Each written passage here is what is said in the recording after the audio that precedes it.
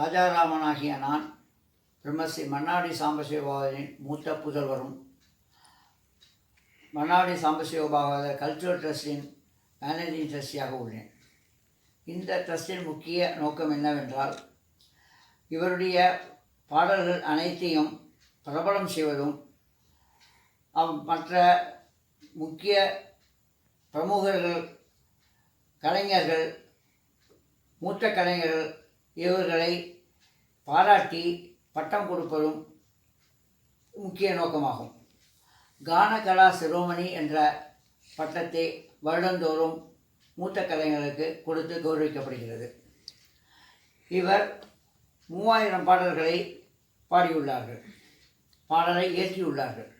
இந்த 3000 பாடல்களையும் ஒரு புஸ்தக வடிவில் சங்கீத ரத்னமாலா என்ற தலைப்பில் புஸ்தக வடிவில் வெளியிட்டுள்ளேன். அதை முக்கியமாக சீனியர் அட்வொகேட் என்ஆர் சந்திரன் அவர்கள் இந்த புஸ்தகத்தை வெளியிட விவி சீவர்ஸ் அவர்கள் பெற்றுக்கொண்டார்கள். மற்றும் இவருடைய பாடல்களை பாராட்டியவர் பலர் உள்ளார்கள். அதில் முக்கியமாக இவருடைய குருவாகிய மகாராஜ விஸ்வநாதையர், முசிறி சுப்பிரமணியர், பாபநாசம் சிவன், செம்மங்குடி சீனிவாசையர், டிஆர் சுப்பிரமணியர் போன்ற பிரமுகர்கள் ஆவார்கள். இந்த புஸ்தகத்தில் 108 பாடல்கள் உள்ளது. 108 பாடல்களில் 54 பாடல்கள் மேடை கச்சேரிக்கு உதவும் வண்ணமும் 54 பாடல்கள் ஹரிகதாவுக்கு நிரூபணமாகவும் வெளியிட்டுள்ளேன். இவருடைய 100ஆண்டு விழா மிக விமரிசையாக நடைபெற்றது. 100 வித்வான்கள், பிரபல வித்வான்கள், சிறிய வித்வான்கள் எல்லோரும் சேர்ந்து 100 வித்வான்கள் இவர் பாடலை பாடினார்கள். 100 பாடல்கள், முக்கியமாக 100 பாடல்களுக்கு மேல் பாடியுள்ளார்கள். இவருடைய 100ஆண்டு விழாவை ஒட்டி பல கலைஞர்கள், பிரமுகர்கள் மேடை கச்சேரியும் செய்தார்கள். அதை தவிர இவரை பற்றிய ஹரிகதா காலட்சேபமும் நடைபெற்றது. இது சம்பந்தமாக இவருடைய சிஷ்யை கௌரி ராஜகோபால் அவர்கள் இவரை பற்றிய ஹரிகதா காலட்சேபமாக செய்தார்கள். இவர் பல பட்டங்களை பெற்றுள்ளார். அதில் முக்கியமாக கலைமாமணி மற்றும் பாக்யகாரா அவார்டு போன்றதாகும்.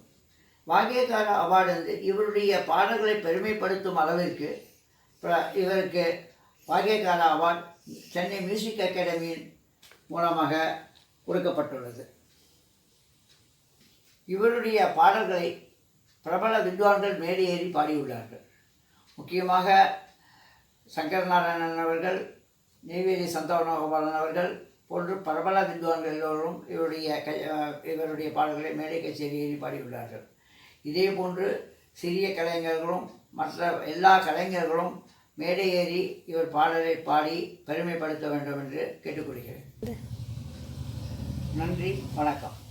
திரு மன்னார்குடி சாம்பசிவ பாகவதர் அவர்களை பற்றி திரு பாபநாசம் சிவன் அவர்கள், திரு முசிறி சுப்பிரமணிய ஐயர் அவர்கள், திரு செம்மங்குடி ஸ்ரீனிவாச ஐயர் அவர்கள் மற்றும் பேராசிரியர் டிஆர் சுப்பிரமணியன் அவர்கள் எழுதிய கடிதங்கள்.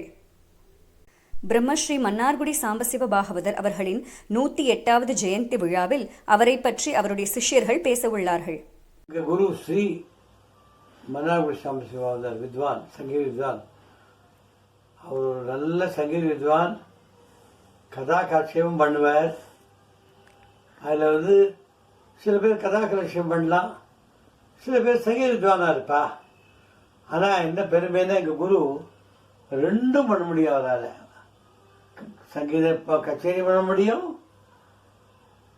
இது கதா காட்சியம் பண்ண முடியும். ரெண்டும் பண்ணியிருக்கார். முதல்ல கச்சேரி தான் பண்ணியிருந்தார்.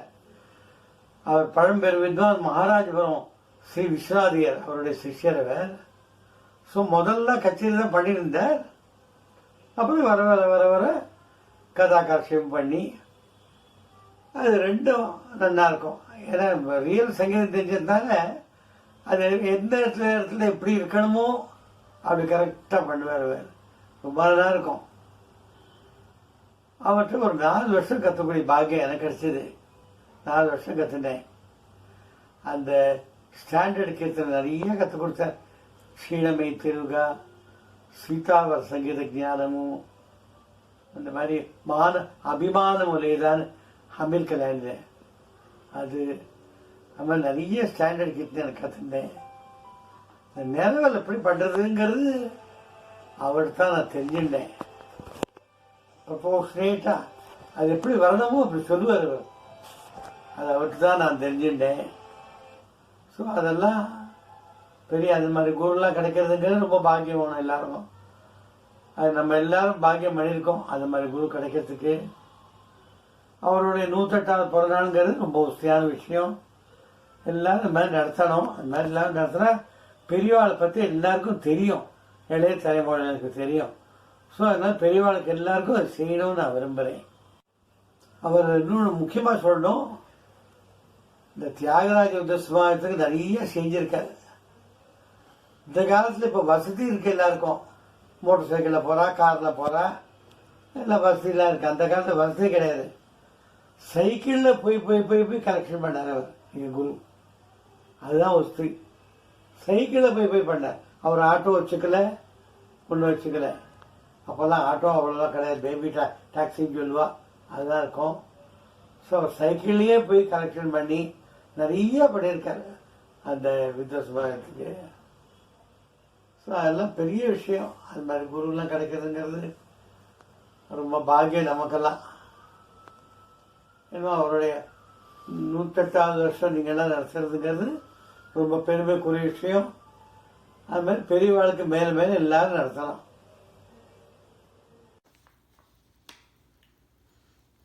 I am Lalitha Ramakrishnan. Mannargudi Sambasiva Bhagavatar was my Carnatic music guru. He was an outstanding teacher. He was introduced to me in the late 60s by my maternal aunt, Mrs. Sarada Ramanathan, who told him that I wanted to resume my music lessons. I had a vocal cord operation in 1960 to remove my nodules. And after that, I was hesitant to sing because my octave had become lower. When Sambasiva Bhagavatar met me at my home, he assured me that he will be able to train me to be a good singer. So I agreed to take music lessons from him weekly. When I was growing up in Trivandrum in the 30s, our entire family was influenced by the music of Semmangudi Srinivasa Iyer, who was then the Asthana Vidwan in the court of Travancore. Later, in the 40s, after my marriage, I learned music in Madras under Mayavaram Krishnan. Sambasiva Bhagavatar, like Semmangudi and Mayavaram Krishnan, was also a disciple of Maharajapuram Vishwanath Iyer. Thus, under the tutelage of Sambasiva Bhagavatar, my training in Maharajapuram style continued.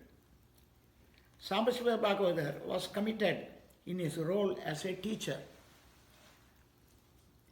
He never missed a class and always arrived punctually. I learned hundreds of compositions of Trinity from him over a period of a quarter century. He himself was a prolific composer, and I was pleased to have learned some of his compositions, such as Neerajadala in Raga Mand, Kapalishwara in Raga Sahana, Sariyavaro Naru Rao in Raga Ramapriya, and his Tillana in Raga Hindolam, to name just a few. Initially, I would sing along with him in concerts, but later he encouraged me to give concerts on my own and always assisted me in deciding the concert program. He groomed me to be a graded artist of the All India Radio, and I appreciated the keen interest he took in my development as a vocalist and his constant encouragement. In addition to me, both my daughter-in-law Mathura and my son Krishna had music lessons under him. Sambasiva Bhagavatar was a Harikata expert Harikatha expert, and so he knew the meanings of the songs he taught. When my son got married, he gave a fine Harikatha on Rukmani Kalyanam, which was appreciated by one and all. Om Namo Bhagavate Sri Tyaha Brahmaya Namaha. Om Namo Bhagavate Sri Ramanaya Namaha. Guru Brahma, Guru Vishnu, Guru Devo Maheshwaraha, Guru Sakshat Parabrahma, Tasmai Sri Guruve Ramana Guruve, Janaki Ramana Guruve, Namo Namaha. Om Sadashiva Samarambam, Changracharya Madhyamam, Ramanacharya Vajhandam, Vante Guru Parambara.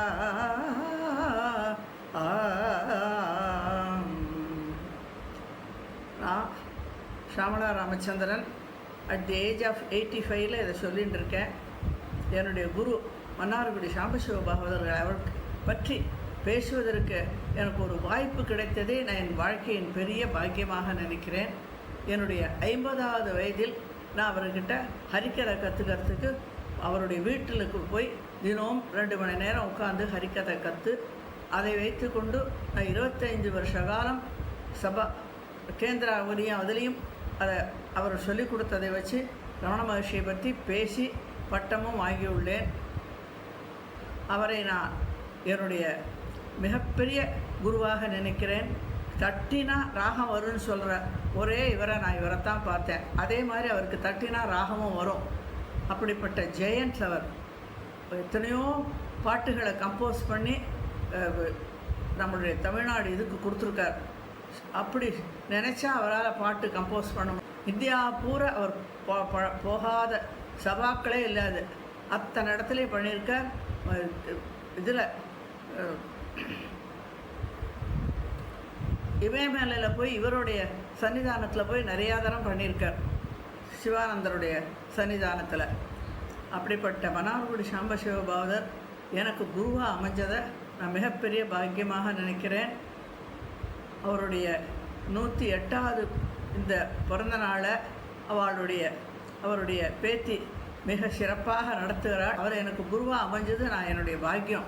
அவரை ரமணகேந்திராவில் அழைத்து போய் என்னுடைய குரு வந்தனமாக அவருக்கு நான் மரியாதை செலுத்தி உள்ளேன். அதுவும் எனக்கு கிடைத்த ஒரு பெரிய பாக்கியம். அவர் ஒருவர் தான் ரமண மகர்ஷியை பற்றி டெல்லி, பாம்பே, சென்னை 3 சபாக்கள்லேயும் 3 மணி நேரம் பேசியுள்ளார். யாருமே அதுக்கப்புறம் அவரை பற்றி பேசினது கிடையாது. இப்போது அவருடைய பேத்தி ரமண மகர்ஷியை பற்றி பேசுகிறார். நான் கிளாஸில் இருக்கிறச்ச ஏற்பட்ட சில அனுபவங்களை உங்களோட சேர்ந்து பகிர்ந்துக்கிறேன். நான் 11 மணிக்கு ஈக்காடு தாங்கல்லேருந்து அவருடைய வீட்டுக்கு வருவேன். மயிலாப்பூரில் அந்த தியாகபிரம்ம இது சமாஜத்துக்கு பக்கத்தில் இருக்கிற அவர் வீட்டுக்கு வருவேன். 11 மணிக்கு வந்து உட்காந்துருவேன். அப்போ அவர் சொல்லுவார், இந்த மயிலாப்பூரில் 4000 பிராமின் லேடிஸ் இருக்கா, ஆனால் ஒருத்தர் வரல, நீ அங்கேருந்து எங்கேருந்தோ வரைய அப்படின்னு ரொம்ப என்னை ப்ரைஸ் பண்ணுவார். அவரோட பல அனுபவங்கள் எனக்கு இப்போ கிளாஸ் நடக்கிறச்ச. அப்போது அந்த மாமி, அவருடைய ஒய்ஃப் மாமி என்கிட்ட ஒரு தினம் சொன்னார், சாமளா இந்த சிலை இருக்கே தியாகபிரம்மத்தினுடைய சிலை, அது எப்படி ஏற்பட்டது என்னன்னு நீ கேட்டுக்கோ சார்கிட்டேன்னார். அன்றைக்கி தான் சார் எனக்கு சொன்னார், இந்த மாதிரி மகாபெரிவா வந்து அந்த இடத்துல பூஜை பண்ணணும்னு கேட்டாராம். சரின்னு அதை அப்போல்லாம் வெறும் ஒரு படம் தான், தியாகபிரம்மத்தினுடைய ஒரு படம் தான் இருந்ததுதான். அந்த மேடையில் மகாபெரிவா வந்து பூஜை பண்ணுறதுக்கு இடம் கொடுத்துருக்கா ஒரு நாளைக்கு. அவர் வந்து பண்ணி சாயந்தரம் முடிக்கிறதுக்குள்ளே ரொம்ப பெரிய மழை வந்துடுத்து. ஸோ அவரால் திருப்பி போக முடியல. ஸோ மறுநாள் எக்ஸ்டெண்ட் பண்ணார். அப்போ எங்கள் சாரை கூப்பிட்டு, இவர் பேர் சாம்பசிவன் பாகவதர் தானே, சாம்பசிவா இந்த இப்படி படத்தை வச்சிருக்கே, இதுக்கு ஒரு சிலை பண்ணி வைக்கக்கூடாதானே அப்படின்னு கேட்டாராம். ஐயோ, நானே எங்கேயோ கிளாஸ் நடத்திக்கிட்டு அதுக்கிட்டு இருக்கேன், எங்கேருந்து செலவு பண்ணி இது சிலை பண்ணி அதுக்கு கோவில் வெறும் சிலை வச்சா போகாதே, ஒரு சின்ன கோவில் கட்டணுமே அப்படின்னு நினச்சி, சரி மகாபெரிவா சொல்லியிருக்கா ஆரம்பிக்கலாம் அப்படின்னு விட்டு அன்னையிலேருந்து 21 நாளைக்கு கதை சொன்னாராம் அந்த இடத்துல. பாருங்க, அந்த 21 நாளைக்கும் 100 தட்டில் வந்து அப்படி விழுந்துதான். அந்த பணத்தை எல்லாம் சேர்த்து ஒரு இதை வச்சு அந்த சிலையை பண்ண ஆரம்பிச்சிருக்கார். இப்போ இருக்க அந்த இடத்துல தியாகபெருமா அந்த வித்வ சமாஜத்தில் இருக்க அந்த சிலை தம்பூராவோடு இருக்கிற அந்த சிலை பண்ண ஆரம்பித்த போது ரொம்ப நல்லா வந்துட்டு இருந்ததான். அப்போ எங்கள் சாம்பசிவ பாகவதரோட எங்கள் சாரோட மனைவி தன்னுடைய திருமங்கல்யத்தை ரெண்டையும் கொடுத்து அந்த ஆசாரிக்கிட்ட இதை உருக்கி அது மேலே விடுறான்னு சொல்லி இப்போவும் பாருங்கோ அந்த தியாகபிரமத்தினுடைய சிலை வந்து அப்படி பளபளன்னு இருக்கும். அந்த மாதிரி மகாபெரிவா சொன்னதுனால உடனே சிலையும் ஏற்பட்டு ஒரு கோவிலும் கட்டி இன்றைக்கி அந்த இடத்துல ஒரு கோவிலும் தியாகபிரமத்தினுடைய சிலையும் இருக்குன்னா அது வந்து மகாபெரிவா வந்து அன்றைக்கி சொன்னதுனால அவ்வளோ நல்லா நடந்து எங்கள் மாமியும் தன்னுடைய திருமங்கல்யத்தை கொடுத்து அதை பளபளன்னு பவுன் மாதிரி தெரியும் சிலை. அந்த மாதிரி இதெல்லாம் பெரிய பெரிய பெரிய விஷயங்கள்லாம் நடந்திருக்கு. இதெல்லாம் என்கிட்ட கிளாஸை அவர் நிறையா சொல்லியிருக்கார். எல்லோருக்கும் என்னுடைய நமஸ்காரங்கள். எல்லோருக்கும் நான் வணக்கம் சொல்லிக்கொண்டு என்னுடைய உரையை முடிச்சு கொள்கிறேன். இப்படிக்கு Shyamala Ramachandran at the age of 85. ஓம் நமோ பகவதே ஸ்ரீ தியாக பிரம்மாய நமக. ஓம் நமோ பகவதே ஸ்ரீ ரமணாய நமக. ஓம் ஸ்ரீ குருப்யோ நமஹ.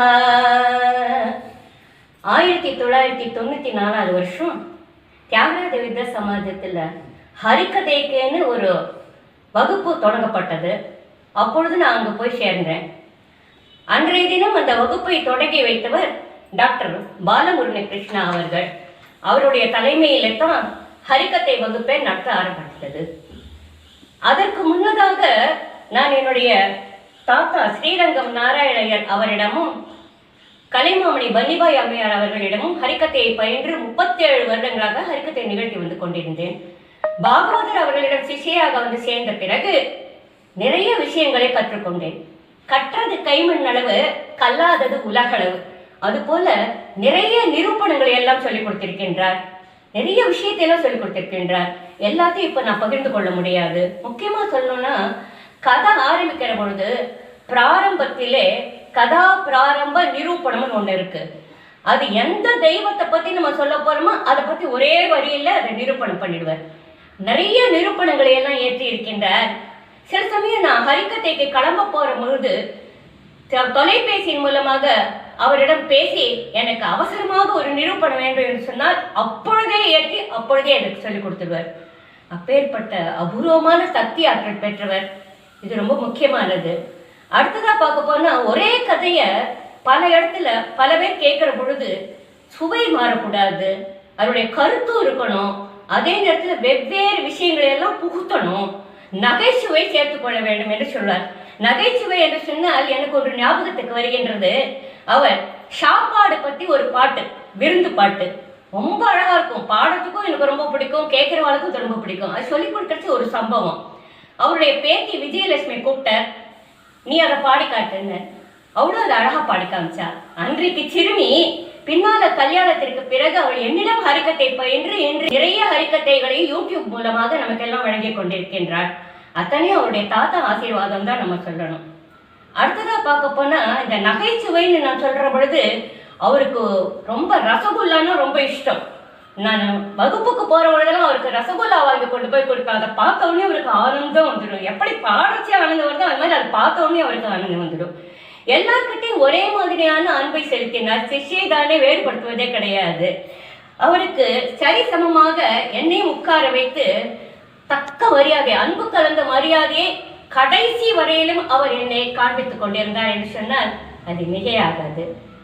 அதுக்கு முன்னாடி எத்தனை விருதுகள் எல்லாம் நான் பெற்றிருந்தாலும் கூட இவரிடம் வந்து சேர்ந்த பிறகுதான் எனக்கு தமிழக அரசின் கலைமாமணி விருதும், அவர் காலத்திற்கு பிறகு கானகலா சிரோமணி விருதும், சங்கீத சேவா விருதும் எனக்கு கிடைக்கப்பட்டது. அவருடைய அருளாசியை என்று சொல்ல வேண்டும். எல்லாம் வல்ல குருவருளாலும் திருவருளாலும் அவருடைய மைந்தன் ராஜாராம் மற்றும் மாதவன் மற்றும் எல்லோருக்கும் என்னுடைய நன்றி கலந்த வணக்கத்தை தெரிவித்துக் கொண்டு உங்களிடமிருந்து விடை பெறுகின்றேன். தெளிவு குருவின் திருமேனி காண்டல், தெளிவு குருவின் திருநாமம் செப்பல், தெளிவு குருவின் திருவார்த்தை கேட்டல், தெளிவு குரு சிந்தித்தல் தாமே. ஸ்ரீ குருப்யோ நமஹ. நமஸ்காரம்.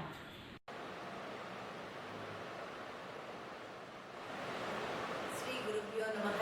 எல்லாருக்கும் நமஸ்காரம். மன்னார்குடி ஸ்ரீ சாம்பசிவ பாகவதருடைய ஸ்டூடெண்ட்டாக நான் இருந்ததுங்கிறது ஒரு பெரிய அனுபவம்னு நான் சொல்லணும்.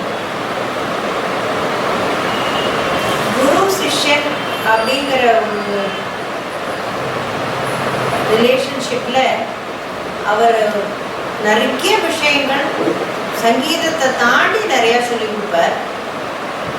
ஃபார் எக்ஸாம்பிள் பார்த்தோம்னா ஒரு கச்சேரியில் எப்படி ப்ரெசன்டேஷன் ஸ்கில்ஸுங்கிறத பற்றி அவர் நிறையா சொல்லுவார். எது அப்பீலிங்காக இருக்கும், என்ன மாதிரியான மிக்ஸ் ஆஃப் சாங்ஸ் கொடுக்கணும், அண்ட் எந்த ஆடியன்ஸுக்கு எந்த மாதிரி கொடுக்கணும், நம்மளோட ஸ்ட்ரென்த் என்ன, வீக் ஏரியாஸ் என்ன, அதுக்கேற்ற மாதிரி எப்படி ப்ரெசென்ட் பண்ணணும் அப்படிங்கிறதுலாம் அவர் நிறையா சொல்லுவார்.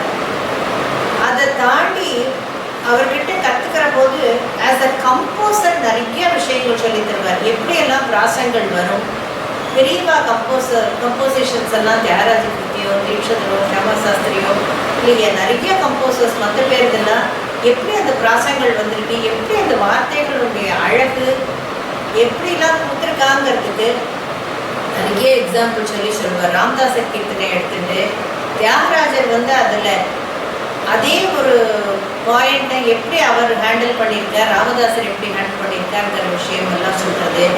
எப்படி பதச்சேதங்கள் இல்லாமல் நம்ம கொடுக்கறது, டியூன் கன்வேஸ் த மீனிங்கிற மாதிரி ஒரு கீர்த்தனைக்கு அந்த வார்த்தைக்கு ஏற்ற மாதிரி டியூன் ஏன் அங்கே அப்படி வந்திருக்குங்கிற வரைக்கும் ஒரு கம்போசர்ஸ் பாயிண்ட் ஆஃப் வியூலேருந்து ரொம்ப நிறையா சொல்லுவார். அந்த மாதிரி விஷயங்கள்லாம் எனக்கு அவர்கிட்ட நான் கற்றுக்கிறதுங்கிறது ரொம்ப பெரிய பாக்கியம். நிறைய சந்தர்ப்பங்களில் அவர் ஒரு எப்படி அவரோட கம்போசிஷன் ஒன்று ஃபார்ம் ஆகுது அப்படிங்கிறத நான் கண்கூட பார்த்துருக்கேன். ஒரு 2 சின்ன இன்சிடென்ட். சாதாரணமாக நிறைய சமயங்கள் அவர் என்ன பண்ணுவார், பாதி ராத்திரியிலெல்லாம் நிறைய கம்போஸ் பண்ணுவார். தூக்கம் வராத போது எனக்கு திடீர்னு தோணித்து நான் எழுதினேன் அப்படின்பார். அப்போது அது அந்த மாதிரி ஒரு வர கம்போசிஷனை ஒரு சின்ன பிட்டு பேப்பரில் சின்னதாக எழுதி வச்சுருப்பார்.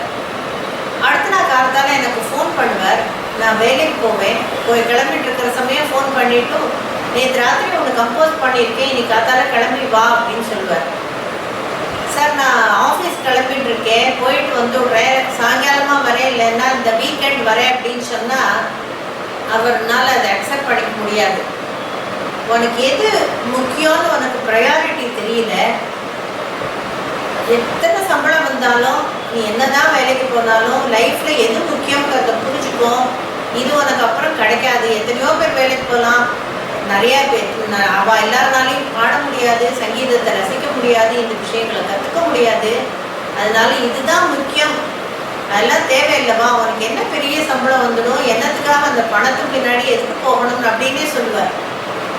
வாத்துக்கு வா அப்படின்னு சொல்லிட்டு நான் போயிருக்கேன். அது மாதிரி காத்தால வாத்துக்கு போயிட்டு முதல் நாள் கம்போஸ் பண்ண அந்த பேப்பரை கிட்ட காமிச்சு அவர் எனக்கு ஒரு டெஸ்ட் வைப்பார். இது இந்த ராகம், இதை எப்படி பாடலாம்னு சொல்லேன் அப்படின்னு அந்த லிரிக்ஸை மாத்திரம் என் கையில் கொடுப்பார். அப்படி பார்த்தா அதுக்கு ஒரு எக்ஸாம்பிள் பார்க்கணுன்னா சிந்தியாவே ஷண்முகாவதாரம்னு ஷண்முகப்பிரியாவில் ஒரு கீர்த்தனை பண்ணார். அதை கொடுத்தார். சரி நீ எனக்கு தெரிஞ்ச ஷண்முகப்பிரியாவில் அது பாடலாம்ங்கிறத காமிச்சேன், அவருக்கு பாடி காமிச்சேன். அதுக்கு அவர் கரெக்ஷன் சொல்லிட்டு அந்த கரெக்ஷனுக்கான காரணம் சொன்னார். தான் எப்படி கம்போஸ் பண்ணியிருக்கேன், அதுக்கு என்ன காரணம் அப்படிங்கிறதுல இந்த டியூன் கன்வேஸ் தி மீனிங்கிற பாயிண்ட்டுக்கான ஒரு எக்ஸாம்பிள் அவர் அது சொன்னார்.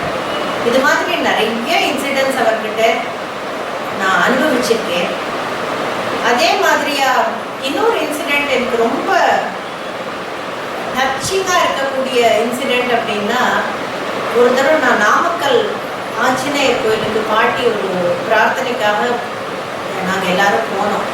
என்னோட பாட்டி நாமக்கல் ஆஞ்சநேயருடைய ரொம்ப தீவிரமான பக்தை. அந்த இன்ஃப்ளூயன்ஸ் எங்கள் எல்லாருக்குமே ஆஞ்சநேயர் பற்றி கொஞ்சம் அதனால் பாட்டிக்கிட்ட இருந்து வந்தது உண்டு. அப்போ அவர்கிட்ட சொன்னேன், சார் நான் ஊருக்கு போகிறேன், நாமக்கல் போகிறேன் ஒரு பாட்டியோட பிரார்த்தனைக்காக, அதனால இந்த ஒரு 4 நாள் இருக்க மாட்டேன் அப்படின்னு அவர்கிட்ட சொல்கிறதுக்காக சொன்னேன் விஷயத்தை. சரின்னு விட்டார். அதுக்கப்புறம் அடுத்த நாள் வந்து ஃபோன் பண்ணி உடனே கிளம்பி வா அப்படின்னார், ராத்துக்கு வர சொன்னார். போனேன். லக்ஷ்மி நரசிம்மர் நாமகிரி தாயார் மேலே ஒரு கீர்த்தனை பண்ணி கம்போஸ் பண்ணி உசேனி ராகத்தில் எனக்கு உடனே நீ இதை கற்றுக்கோ அப்படின்னு சொல்லி நீ போகிறேன்னு சொன்னதுனால எனக்கு அந்த அபிப்பிராயம் வந்தது. அதே சிந்தனையில் படுத்துன்னு இருந்தேன். அப்படி தான் இந்த கம்போசிஷன் வந்தது அப்படின்னு அந்த உசேனியில் சொல்லி கொடுத்தார். இதை அவங்க போய் சந்நிதியில் பாடிட்டு வான்னு சொன்னார். எனக்கு எப்படின்னா அப்படி பிரத்யட்சமாக கண்கூடா எப்படி ஒரு சிச்சுவேஷனோ ஒரு இன்சிடெண்ட்டோ ஒரு எமோஷனோ எப்படி ஒரு கம்போசிஷன் ஃபார்ம் ஆகிறதுக்கு பேசிஸாக இருக்குது அப்படிங்கிறத நான் பிரத்யட்சமாக பார்த்த ஒரு இன்சிடெண்ட் இது. அப்படி ஒரு அழகான கீர்த்தனை அன்றைக்கி நான் பாடிட்டு வந்தேன். எப்போ எந்த கோயிலுக்கு போகிறேன்னு சொன்னாலும் அந்த சுவாமி மேலே ஒரு கீர்த்தனை அவரோடது கண்டிப்பாக ஹைலைட் பண்ணி சொல்லுவார், அதை எக்ஸ்பிளைன் பண்ணி சொல்லுவார். அதே மாதிரி நாமக்கல் ஆஞ்சநேயர் மேலே மாருதி மகிமனு பொக்கட்டத்தரமான அவரோட புகழையும் பெருமையும் என்னால் சொல்ல முடியுமா அப்படின்னு ஒரு ஹிந்தோட ராக கீர்த்தனை, அதுவும் நாமக்கல் ஆஞ்சநேயர் கோவிலில் நான் பாடிட்டு வந்தேன். இது மாதிரி எத்தனையோ விஷயங்கள் அவருடைய ஒரு கம்போசிஷனுக்கும் பின்னாடி ஒரு பெரிய பேக்ரவுண்டே இருக்குதுன்னு தோணும் நமக்கு. ஆனால் அப்படி ஒரு டெடிகேஷன், அப்படி ஒரு அட்டென்ஷன் டு டீட்டெயில்னா அந்த மாதிரி யாருமே இருக்க முடியாதுன்னு எனக்கு தோணும். ஒரு man of punctuality and perfection and dedication அப்படின்னா பெர்சானிஃபைடு கேரக்டர்னா அவர் தான். எந்த ஒரு சாமானியம் சின்ன விஷயமா இருந்தாலும் இங்கே தான் எடுத்தோன்னா எடுத்த இடத்துல வைக்கணுங்கிறதுக்கு அவ்வளோ பர்ஃபெக்டாக வச்சுருப்பார் அவருடைய டேபிளில். நிறைய சந்தர்ப்பங்களை சொல்லுவார், நீ அந்த இடத்துக்கு போ, வலது பக்கம் ஒரு 3 புக்கு வச்சுருப்பேன், அந்த நடு புக்கில் பேஜ் நம்பர் 87 ஒரு பேப்பர் வச்சுருக்கேன், அதில் இந்த கீர்த்தனை எழுதிருப்பேன், எடுத்துன்னு வந்துடுவார். போனால் கரெக்டாக இருக்கும். எடுத்துன்னு வந்துவிட்டு நம்ம அதில் பாடிட்டு ரெக்கார்டு பண்ணி என்ன பண்ணுறோமோ கற்றுட்டு விட்டு திருப்பி வைக்கிறச்ச அதே இடத்துல வச்சியான்னு கேட்பார். அந்த அளவுக்கு மேன் ஆஃப் பெர்ஃபெக்ஷன். அண்ட் தன்னோட காரியத்தை தானே செய்யணுங்கிறதுல அவர் ரொம்ப தீவிரமாக இருப்பார். இன்னொருத்தரை டிபெண்ட் பண்ணாமல் தான் செய்யணுங்கிறதுல.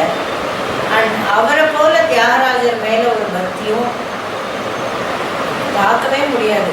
ஒரு தியாகராஜ கீர்த்தனத்துக்கும் எப்படியெல்லாம் அந்த வார்த்தைகளை பிரயோகம் பண்ணியிருக்காருன்னு ரேர் கீர்த்தனைகள் அந்த மாதிரி நிறைய சொல்லி கொடுத்துருக்காரு எனக்கு.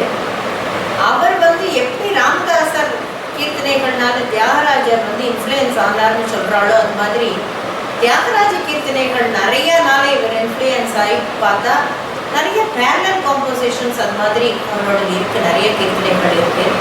அது அவரே சொல்லியிருக்காரு என்கிட்ட. இது மாதிரி ஆஸ் அ கம்போசர் அவரை நிறைய டைமென்ஷன்ஸில் எனக்கு பார்க்கக்கூடிய பாக்கியம் இருந்தது. இன்னொரு விஷயம், அவர் வந்து அடிக்கடி சேலஞ்ச் பண்ணி நம்மக்கிட்ட என்ன சொல்லுவார்னா, ரொம்ப அலைடு ராகாஸை அடுத்தடுத்து பாடக்கூடாது, ஒரு கான்ட்ராஸ்ட் இருக்காதுன்னு ஒரு பரவலான ஒரு அபிப்பிராயம் இருக்குது எல்லாருக்கும் மத்தியிலுமே.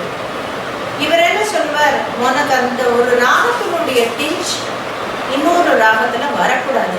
அது எப்பேற்பட்ட க்ளோஸ் ராகமாக இருந்தாலும் வரக்கூடாது.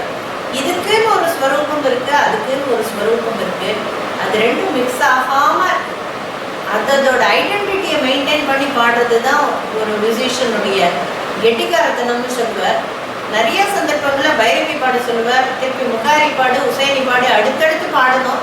3க்கும் காமனாக எதுவுமே இருக்கக்கூடாது. எந்த ஒரு பிட் ஆஃப் ராகத்துலேயும் அந்த ராகத்தை தவிர எதுக்கான சாயல் கூட வரக்கூடாதுன்னு சொல்லி அந்த மாதிரி எல்லாம் டெஸ்ட் எல்லாம் வைப்பார்.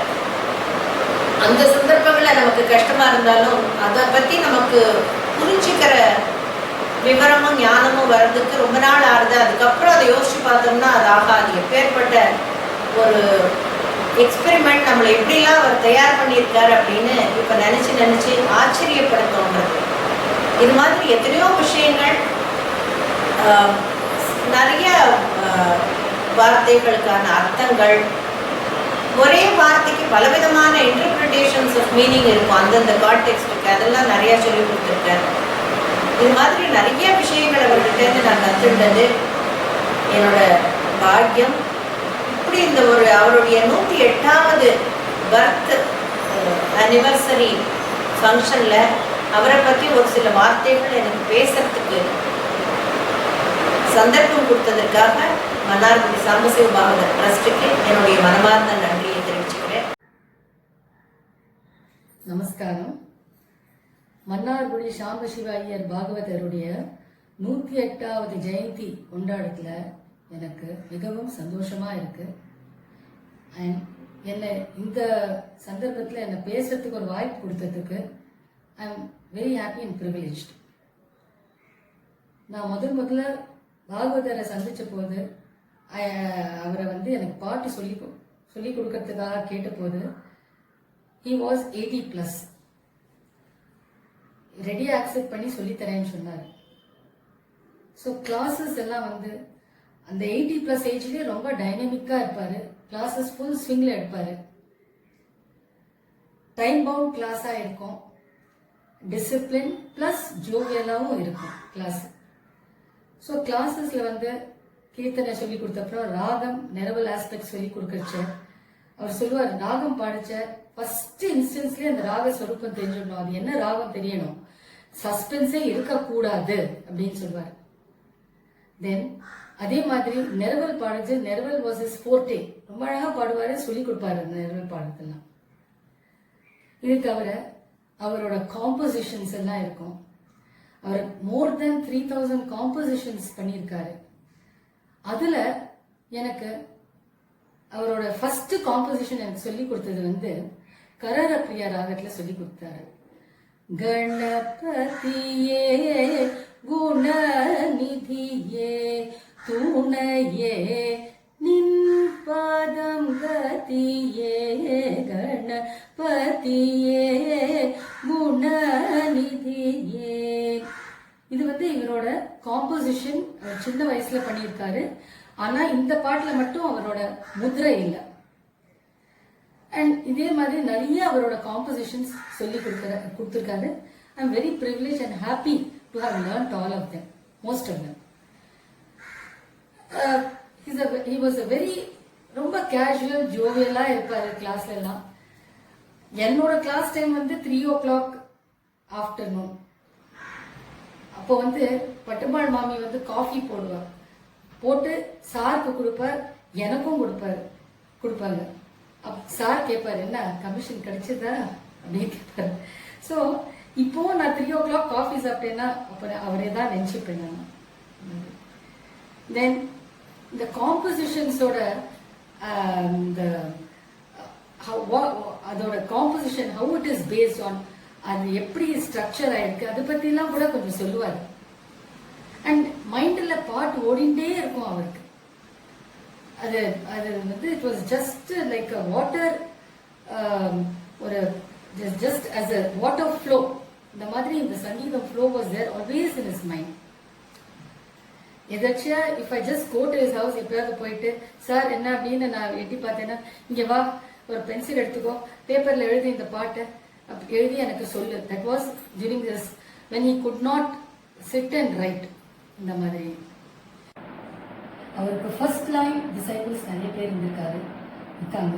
அதில் ஜெயா கிருஷ்ணன் மாமி, வயலின் சந்திரசேகர் சார், அப்புறம் கேவி கிருஷ்ணன் சார் எல்லாம் இருந்திருக்காங்க. ஜெயா கிருஷ்ணன் மாமி கிட்டேயும் நான் பாட்டை கற்றுட்டுருக்கேன். ஜெயா மாமி சாரோட காம்போசிஷன்ஸ் எல்லாம் எடுத்து ஒரு ஃபுல் ஃப்ளெஜ்ட் கன்சர்ட்டாக பண்ணியிருக்காங்க. அந்த பாட்டு எல்லாத்தையும் ஒரு CD they have taken it out. And lot of vidwans வருஷம் அவரோட ஆனிவர்சரி டே கொண்டாடிச்ச மாமியோட பாட்டை வச்சுருந்தா the other vidwans try to take up. அந்த பாட்டை பார்த்து தான் they base on that and sing his compositions. மாமியோட இருக்கச்ச she has taught me a lot of his compositions. And அது ஒவ்வொரு நாள் ஒவ்வொரு இன்சிடென்ட் அவரை பற்றி சொல்லிட்டு இருப்பார். ஸோ அவரை நினைக்காத நாளே கிடையாது. வயலின் சந்திரசேகர் சார் பற்றி சொல்லவே வேண்டாம். எவ்வளோ இருக்கு அவர் பற்றி அவர்கிட்ட கற்றுக்கிறதுக்கு. Mannargudi Sambasiva Iyer cultural trust form பண்ணின உடனே after some couple of years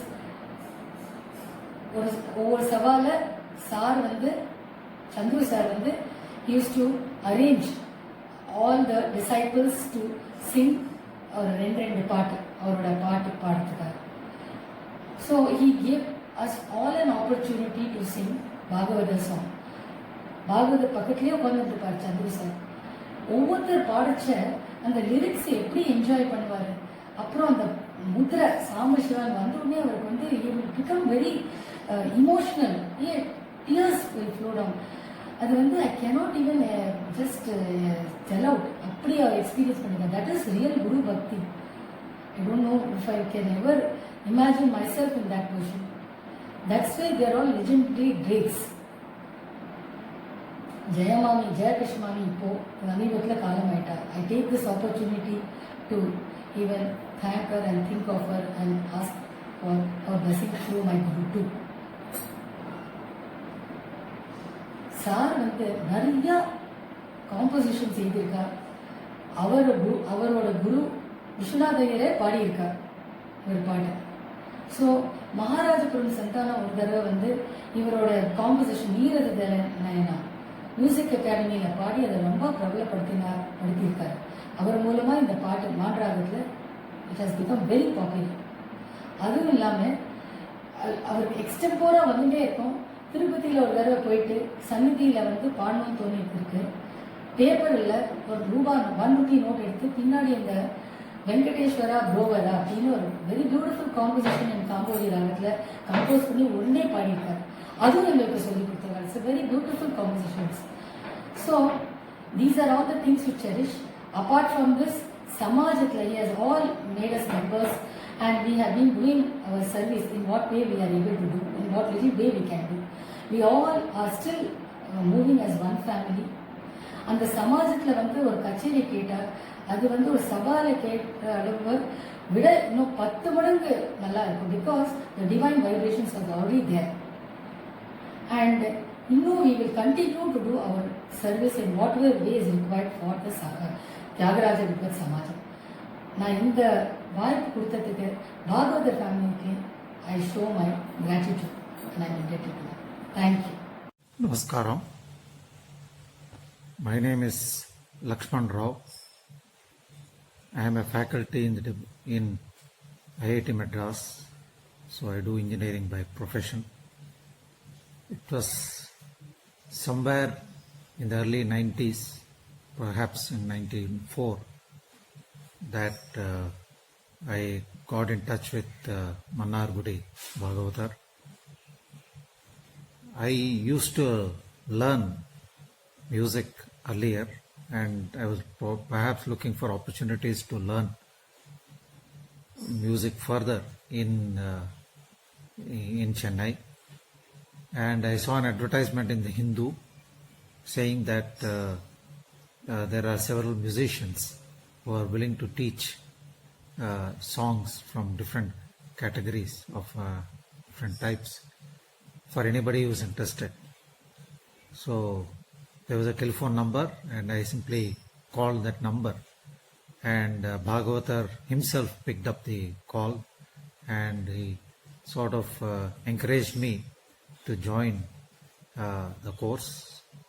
So I joined his course and the courses of several other musicians who offered this at that time, including Balamurali Krishna, Rajamayar, and so on. So this was a good opportunity for me who wanted to restart learning some of these songs and then some music. And my first course started with Bhagavatar.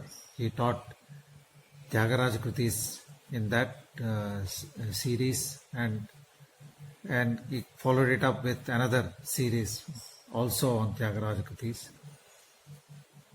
And later he persuaded me to learn on a regular basis, and I used to go to him to learn a few more songs and some music. An important aspect of his teaching is that he encourages any student from the level that he or she is and takes them to further heights, does not put down or the other people from whom that student has learnt, and this is not an easy thing in musical circles. So he always used to ask me what type of songs do I know, and he used to make me sing them, and he used to sort of correct them and take them further from where I had learned. So this is a very rare quality. He does not put down others. He encourages people to learn from everybody, and he also has his own way of teaching and embellishing all the things that you already have. That's one important thing about his teaching. The second thing that I admired in Bhagavatar is the way he used to organize the Samajam and how he used to get us involved in it. I think deep down he had principles, strong principles that at least at Samajam, the artists and musicians should put down their ego and encourage bhakti. And therefore he used to try all possible ways by which even the top musicians follow these rules and principles. And definitely I think he had a point to make.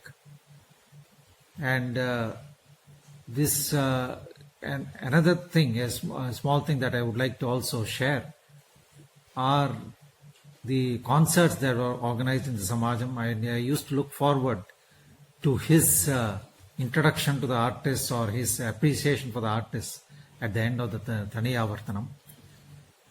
Invariably picks up at least one of the songs that the singer has sung and tries to illustrate the bhava that is behind that song, explains them a little bit, and then in the passing he also used to appreciate the musician who has rendered that song or the accompanists who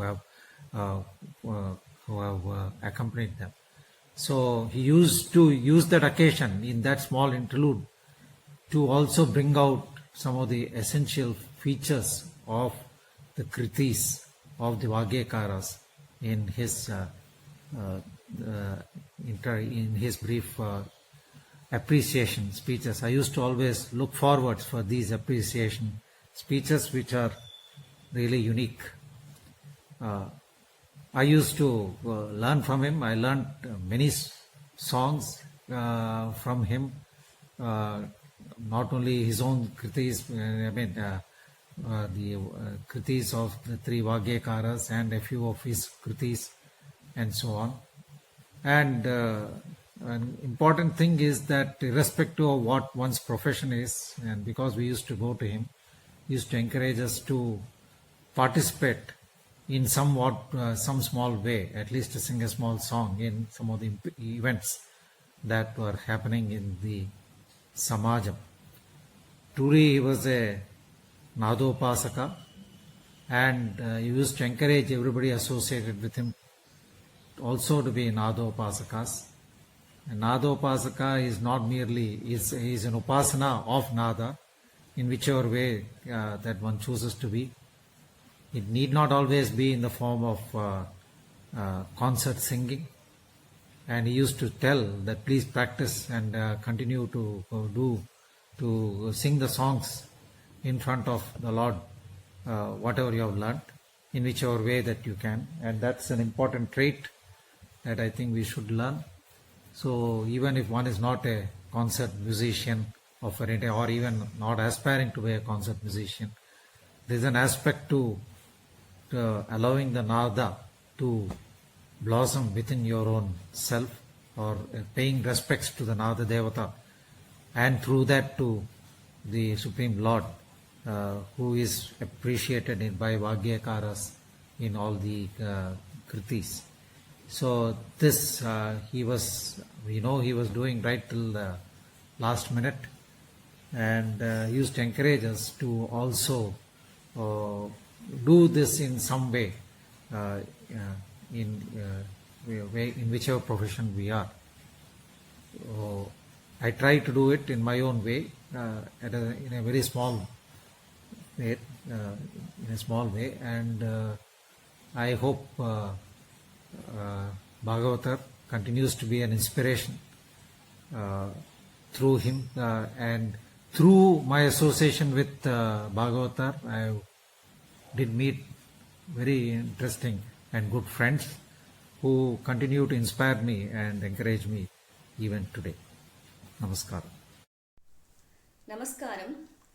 என் பெயர் விஜயலட்சுமி பாலாஜி. நான் மன்னார்குடி சாம்பசிவ பாகவதர் அவர்களின் பேத்தி. மன்னார்குடி சாம்பசிவ பாகவதர் அவர்களுடைய சிஷ்யர்கள் இப்போ எல்லாருமே பேசியிருக்கா. அவர்கள் எல்லோருமே தங்களுடைய அனுபவங்களை எல்லாம் பகிர்ந்து கொண்டிருக்கிறார்கள். அதெல்லாம் கேட்கறதுக்கு ரொம்ப வியப்பாக இருக்கு. என் போன்ற மாணவர்களுக்கெல்லாம் அவர்களுடைய அந்த பேச்சு வந்து ரொம்ப பெரிய இன்ஸ்பிரேஷன். நான் என்னுடைய தாத்தாவோடையே, அதாவது வளரக்கூடிய சிறுமியாக இருக்கும்போது வளரக்கூடிய ஒரு பெரிய பாக்கியத்தை பெற்ற ஒரு பேத்தி. அதனால சிறுமியாக இருக்கும்போது அவரிடம் நான் பார்த்து வியந்த சில அனுபவங்களை தான் இப்போ நான் உங்ககிட்ட பகிர்ந்துக்க போறேன். ஒரு சிறுமியாக இருக்கும்போது நான் பார்த்த ஒரு பெரிய விஷயம் என்னன்னா, அவருடைய குரு பக்தி. அவருடைய குரு மகாராஜபுரம் திரு விஸ்வநாத ஐயர் அவர்கள். அவருடைய படத்தை வந்து பெரிய படமா வந்து அவருடைய ரூம்ல மாட்டியிருப்பார். அதாவது நுழைஞ்ச உடனே தெரிகிற மாதிரி ஒரு பெரிய படமா இருக்கும் அவருடைய படம். அது மட்டும் இல்லாம அவருடைய குருவோட சின்ன சின்ன படம்லாம் வச்சுருப்பார் நிறைய. அது அவருடைய டெஸ்கில் நான் பார்த்துருக்கேன். அவருடைய டெஸ்கில் வச்சுருப்பார். அதுக்கப்புறம் அதாவது திரும்பின இடமெல்லாம் அவருடைய குரு படம் தெரிகிற மாதிரி அவர் வச்சுருப்பார். சின்ன சின்ன படங்களும் வச்சுருப்பார் நிறையா. எனக்கு ரொம்ப ஆச்சரியமா இருக்கும். அது வந்து அவருடைய குரு பக்தியை காமிக்கிறது. என்னுடைய பாட்டனார் வந்து குருகுல வாசம் தான் பண்ணினார். திரு மகாராஜபுரம் விஸ்வநாத ஐயர் அவர் வீட்டில் இருந்து குருகுல வாசம் செஞ்சுதான் அவர் இசையை பயின்றார். அப்படி இருக்கும் பொழுது சில அனுபவங்களை வந்து அவர் என்னிடத்திலே பகிர்ந்துருக்கார். ஏன்னா எனக்கு வந்து அவர் பாட்டு சொல்லி கொடுத்துருக்கார். பாட்டு கிளாஸ் நடக்கும். அப்போ வந்து என்கிட்ட சில அனுபவங்களை எல்லாம் அவர் பகிர்ந்துருக்கார். அதுலேருந்து நான் ஒரு விஷயம் மட்டும் உங்ககிட்ட சொல்றேன். ஒரு சமயம் குருவினோட கல்கட்டா பயணம் செய்து கொண்டிருந்தார். அதாவது ட்ரெயின்ல போயின்னு இருக்கா. அப்ப இவருக்கு வந்து சுமார் ஒரு 14-15 வயது அவ்வளவுதான் இருக்கும். அப்பவே இவர் வந்து கீர்த்தனைகள்லாம் இயற்ற ஆரம்பிச்சாச்சு தாத்தா. அப்ப அந்த பயணத்தின் பொழுது அவர் குரு சொல்றார், குருவுக்கு தெரியும், அதாவது இவர் வந்து கீர்த்தனைகள்லாம் இயற்றுவார் அப்படின்னு அவருக்கு தெரியும். அதனால இவர்கிட்ட வந்து எங்க மாண்டுல ஒரு பாட்டு போடு அப்படின்னு சொல்லியிருக்கார் குருவானவர். இவர் உடனே என்ன பண்ணியிருக்கார், அந்த க்ஷணமே மாண்டுல நீரஜ தலநயனா அப்படின்னு ட்ரெயின்லயே அதை கம்போஸ் பண்ணி அதை குருவின் இடத்துல காமிச்சிருக்கார். அவருக்கு ரொம்ப பிடிச்சு போயிடுத்து. அதனால கல்கட்டா அந்த பயணம் முடிஞ்ச உடனே ஒரு கச்சேரி நடக்கிறதா இருந்தது. அந்த கச்சேரியிலே குருவானவர் அந்த கீர்த்தனையை பாடிவிட்டார். சிஷ்யரோட கீர்த்தனை தான், ஆனா அது அவ்வளோ அற்புதமா இருந்ததுனால குருவானவர் உடனே அதை அங்கீகரிச்சு அதை பாடி, அதுக்கப்புறமா அது ரொம்ப பிரபலமாச்சு அந்த பாட்டு நீரஜதலநாயனா மாண்டு ராகத்துல. இந்த மாதிரி இவருடைய குரு பல சமயம் வந்து இவரை கீர்த்தனைகள் இயற்ற சொல்லியிருக்கார். இவரும் உடனே அந்த உடனேயே இயற்றியிருக்கார் இவர். அப்படி இயற்றிய கீர்த்தனையில ஒண்ணுதான் வந்து நாதுபை அப்படிங்கிற அந்த கீர்த்தனை அட்டானா ராகத்துல அமைஞ்சது. இதுல நம்ம பார்த்தோம் அப்படின்னா 2 சரணம் இருக்கும். முதல் சரணத்துல இவரோட முத்திரை இருக்காது. அது வரைக்கும் இவருக்கு தனக்கு ஒரு முத்திரை போட்டுக்கணும் அப்படின்லாம் தோணவே இல்லை. இதெல்லாம் அவர் ரொம்ப சின்ன வயசுல இருக்கும்போது குருகுல வாசம்லாம் பண்ணிட்டு இருந்த போது. அதுக்கப்புறம் என்னன்னாக்கா இவருடைய குரு ஒரு நாளைக்கு கூப்பிட்டு இவரை இது என்னது, இது முத்திரையே ஒண்ணுமே இல்லையே, உன் பேரெல்லாம் ஒண்ணுமே இல்லை, இப்படி நீ விட்டேன்னா யாராவது தன்னோட கீர்த்தனைன்னு சொல்லிடுவா? இத முதல்ல முத்திரை போட ஆரம்பி, இன்னிலேருந்து முத்திரை போடு அப்படின்னு சொன்ன பிறகுதான், அவரோட குரு சொன்ன பிறகுதான் இவர் சாம்ப சிவன் அப்படின்னு அந்த முத்திரையானதை, அதுக்கப்புறம் இயற்றிய கீர்த்தனைகள் எல்லாத்துலேயுமே அது இருக்கும் அந்த முத்திரை. இப்போ இந்த நாதுப்பையிலையும் அதனால தான் 2வது சரணம் இருக்கும், அதுக்கப்புறமா அதை இயற்றினார். அந்த சரணம் வந்து முத்திரையோட இருக்கும், ஏன்னா அது குரு சொன்னதுக்கு அப்புறம் தான் அந்த முத்திரையை அவர் சேர்த்தார். அதனால தான் அதற்கு முன்னாடி இயற்றிய கீர்த்தனைகள் எல்லாம் அதனால தான் முத்திரை இருக்காது. இது கூட அந்த தனக்கு முத்திரை போட்டுக்கணும் அப்படின்னு கூட அவருக்கு தோணலை. இது கூட அவர் குரு சொன்ன பிறகுதான், அவருடைய கட்டளையின் பேரில் தான் அவர் செய்திருக்கிறார் அப்படின்னு நினைக்கும் போது இது அவருடைய குரு பக்தியை காமிக்கிறது. இது ஒரு சிறிய சம்பவம் தான். இதிலிருந்து என்னன்னாக்கா அவர் எந்த, அதாவது ஆசு கவின்னு நம்ம சொல்லுவோம், அதாவது அவர்களுக்கு வந்து அந்த காம்போசிஷன் வந்துடும், யோசிச்சு பண்றது கிடையாது. ஆசு கவி அப்படிங்கிறது யோசிச்சு ஒரு 10 நிமிஷம் யோசிச்சு இப்படி எழுதுறது கிடையாது. ஏன்னா அதை நான் வந்து நேரடியாக பார்த்துருக்கேன். அவருக்கு அப்படியே தோணும், அவர் அப்படியே எழுதுவார், அது அப்படியே பிரவாகமா வரும். அது அப்பேற்பட்டவரை தான் ஆசு கவின்னு சொல்றோம். என்னுடைய பாட்டனார் அப்பேற்பட்ட ஆசு கவியானவர் தான். இப்போ இன்னும் சில சம்பவம் சொல்லணும் அப்படின்னா, எனக்கு அவர் பாட்டும் சொல்லி கொடுத்துருக்கார். சில ஹரிக்கதைக்கு அவருக்கு பின்னாடி வந்து நான் உட்கார்ந்துட்டு ஸ்ருதி பாக்ஸ் போடக்கூடிய சில வாய்ப்பையும் எனக்கு அவர் கொடுத்துருக்காரு. அப்போ நான் ரொம்ப சிறுமி, பள்ளிக்கூடம் தான் படிச்சுட்டு இருந்தேன். ஆனால் அவர் பின்னாடி உட்காந்து வச்சுப்பாரு, ஏன்னா நான் ஸ்ருதி பாக்ஸ் போடுவேன். அந்த மாதிரி வந்து எனக்கு இன்னொன்னும் அவர் வந்து என்ன பண்ணுவார் அப்படின்னா, கிளாஸ் எனக்கு எடுக்கும் போகுது அவரே கைப்பட தான் வந்து கீர்த்தனைகள்லாம் எனக்கு எழுதி கொடுப்பார். என்ன எழுத விட மாட்டார். நான் புஸ்தகம் கொண்டு போய் கொடுப்பேன், அவர் வந்து கைப்பட எழுதி கொடுப்பார். அது மட்டும் இல்லாமல் என்ன பண்ணுவார்னா, ஒரு பென்சில் எடுத்து எந்தெந்த இடத்துல தான் மூச்சு விடணும் அப்படின்னு மார்க் பண்ணி கொடுப்பார். எதனால அப்படின்னா, வேற இடத்துல மூச்சு விடும் போகுது அந்த வார்த்தையானது சிதைந்து விடும், அப்ப அது அனர்த்தமாயிடும் அப்படின்னு அவர் நினைச்சார். அதனால எதுக்கு சொல்றேன், உச்சரிப்புக்கும் அந்த வார்த்தையினுடைய அந்த மீனிங் அதுக்கு ரொம்ப முக்கியத்துவம் கொடுத்தார் அவர் பாடின அவர் எனக்கு கற்றுக் கொடுத்த பாட்டுக்கள் எல்லாத்துக்கும் எனக்கு அவர் வந்து அர்த்தத்தோட தான் சொல்லியும் கொடுத்துருக்கார். அவருக்கு எல்லா பாட்டோனுடைய அர்த்தமும் தெரியும், ஏன்னா ஹரிக்கதை பண்ணினதுனால எல்லா பாட்டோட அர்த்தம் தெரியும்.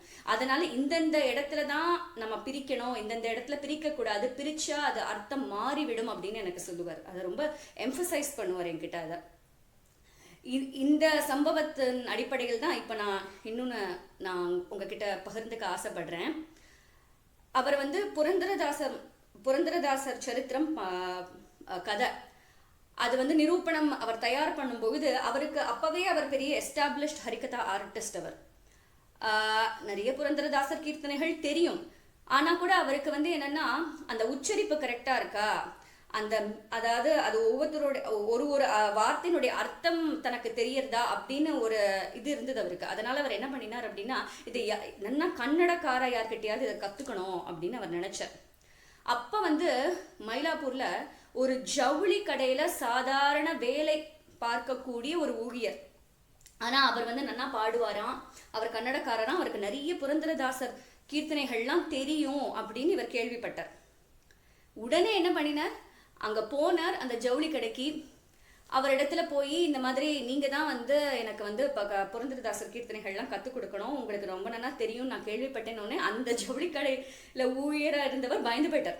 ஏன்னா இவர் பெரிய ஆர்டிஸ்ட். அப்போ அவர் வந்து நீங்க இவ்வளவு பெரிய ஆளா இருக்கிறீர்கள், நான் எப்படி உங்களுக்கு வந்து சொல்லிக் கொடுக்க முடியும், இதெல்லாம் சரி வராது அப்படின்ட்டார் அவர். முதல்ல அதெல்லாம் இல்ல, இப்போ நான் கத்துக்க போறேன், நீங்கள் எனக்கு குரு, நான் உங்களுடைய சிஷ்யன், அதனால நீங்க எனக்கு சொல்லிக் கொடுக்கணும் அப்படின்னு ரொம்ப வேண்டுகோள் விடுத்தாரு. அப்ப வந்து அந்த ரொம்ப இது பண்ணினதுனால கடைசியா ஜவுளி கடைக்காரர் அதெல்லாம் சரியானா நானும் வேலை பார்க்குறேன், இந்த வேலை சமயத்துல என்னால வந்து இதெல்லாம் பண்ண முடியாது அப்படின்னு சொன்னேன். சரி உங்களுக்கு எப்போ ஃப்ரீ டைமோ சொல்லுங்கோ, நான் வந்து அப்ப கத்துக்கிறேன், நீங்க எந்த சமயம் சொல்றீங்களோ அப்ப வந்து நான் கத்துக்கிறேன் அப்படின்னு அவர் சொன்னார். அதே போல அவர் ஒரு ஃப்ரீ டைம் சொல்ல இவர் அதற்காகவே போய் அவர்கிட்ட வந்து அந்த புரந்தரதாசர் கீர்த்தனைகள் அனைத்தையும் அந்த அர்த்தத்தோடு கற்றுக்கொண்டார். இது என்னன்னா, இந்த சம்பவத்தை நான் நினைக்கும் போதெல்லாம் எனக்கு அப்படியே புல்லரிக்கும். அதாவது the simplicity, அதாவது அப்பவே பெரிய ஆர்டிஸ்ட் ஆயாச்சு, அந்த ஒரு இது கிடையாது, அந்த ஈகோலாம் கிடையாது, யார்கிட்டயோ போய் கத்துக்கணும் அப்படின்லாம் கிடையாது. திறமை எந்த இடத்திலும் இருக்கும், அவ பெரியவாளா இருந்தாலும் சரி, சிறியவாளா இருந்தாலும் சரி, திறமை என்பது எந்த இடத்துல வேணா இருக்கும். யார் வேணும்னாலும் நமக்கு குருவாக இருக்க முடியும். நமக்கு கற்றுக்கொள்ள வேண்டும் அப்படிங்கிற அந்த ஆர்வமும் ஆசையும் இருந்தால் போதும் அப்படிங்கிற ஒரு மிகப்பெரிய பாடத்தை தான் நான் இந்த சம்பவம் மூலமாக நான் அறிந்து கொண்டது. இது எல்லா மாணவர்களுக்குமே ஒரு பெரிய ஒரு இன்ஸ்பிரேஷனா இருக்கும்னு நான் நினைக்கிறேன். ஒரு ஹரிக்கதை பண்ணணும் அப்படின்னா ஏதோ ஒரு 4 புஸ்தகத்தை படிச்சு அப்படியே பண்றது கிடையாது. அதுக்கு பின்னாடி நிறைய ஒர்க் பண்ணணும், நிறைய ரிசர்ச் பண்ணணும். அவர் தன்னுடைய எல்லா ஹரிக்கதைகளையுமே அப்படிதான் பண்ணியிருக்கார். ஆல் இண்டியா ரேடியோவில் 250க்கு மேல நிரூபணங்களை எல்லாம் பண்ணியிருக்கார் அவர். அந்த ஒரு நிரூபணமுமே யூனிக்கா இருக்கும், ரெப்படிஷனே கிடையாது. அப்படி அவர் தயார் பண்ணும்போது, உதாரணத்திற்கு சொல்லணும் அப்படின்னா ஷாமா சாஸ்திரிகள் சரித்திரம் அவர் பண்ண வேண்டியதா இருந்தது. அப்ப அதுக்கு முன்னாடி யாருமே பண்ணினது கிடையாது. இவர் தான் முதலில் ஷாமா சாஸ்திரிகள் சரித்திரம் பண்ணினது ஹரிக்கதை. அதுக்கு முன்னாடி யாருமே பண்ணினது கிடையாது. அப்ப அவர் என்ன பண்ணினார் அப்படின்னா, வெறும்னா ஷாமா சாஸ்திரி கதை அப்பவே எல்லாருக்கும் மேலோட்டமா தெரியும், அதை வச்சுட்டு பண்ணிருக்கலாமே. இல்ல, இதுக்காகவே தஞ்சாவூர் போய் 1 மாசம் அங்க தங்கி அவரை பத்தின அந்த ஷாமா சாஸ்திரிகள் பத்தின அந்த விவரங்களை எல்லாம் சேகரிச்சு இவ்வளவு பேக்ரவுண்ட் ஒர்க் பண்ணி தான் அந்த ஹரிக்கதையை அவர் பண்ணினார். எதுக்கு சொல்றேன், அது சாதாரண விஷயம் இல்ல. இவ்வளவு டெடிகேஷன் டுவர்ட்ஸ் ஹிஸ் ஒர்க் அப்படிங்கிற அந்த ஒரு விஷயத்த நான் எப்போதுமே ரொம்ப வியந்து நான் அதை நினைச்சுப்பேன். சில சம்பவங்களை மட்டுமே நான் இங்க பகிர்ந்துட்டு இருக்கேன். இது என்னை போன்ற மாணவர்களுக்கெல்லாம் இந்த மாதிரி பெரியவாளுடைய இந்த லைஃப் அப்படிங்கிறது ஒரு மிகப்பெரிய இன்ஸ்பிரேஷனாக இருக்கும் அப்படின்னு நான் நம்புறேன். பிரம்மஸ்ரீ மன்னார்குடி சாம்பசிவ பாகவதர் அவர்களின் 108வது ஜெயந்தி விழாவில் தங்களுடைய அனுபவங்களை பகிர்ந்து கொண்ட அனைத்து சிஷ்யர்களுக்கும் என்னுடைய சிரம் தாழ்ந்த நன்றியை தெரிவித்துக் கொள்கிறேன் ட்ரஸ்டின் சார்பில். இந்த பதிவை கடைசி வரையில் இருந்து பார்த்த உங்கள் அனைவருக்குமே என்னுடைய நன்றி கலந்த வணக்கத்தை தெரிவித்துக் கொள்கிறேன். மன்னார்குடி சாம்பசிவ பாகவதர் கல்ச்சுரல் ட்ரஸ்டின் சார்பில் நன்றி, வணக்கம்.